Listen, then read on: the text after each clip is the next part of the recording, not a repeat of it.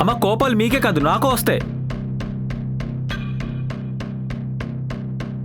అయినా నేను అవసరం ఉన్నా అడగను, ఆకలేసినా చెప్పను. నన్ను వదిలేయండి. మీ కొడుకు మీకు నచ్చినట్టు ఉండాలంటే నాకు నచ్చినట్టు నన్ను వదిలేసేయాలి. నాకు నచ్చినట్టు నేను ఉండాలంటే మీకు నచ్చినట్టు నేను ఉండలేను. డబ్బులు లెక్కేసుకోవడం తప్పు కాదమ్మా. కొడుకు మీద పెట్టి డబ్బులు లెక్కేసుకోవడం తప్పు. మీరు అంత పెట్టా ఇంత పెట్టా అని చెప్పుకోకండమ్మా ప్లీజ్.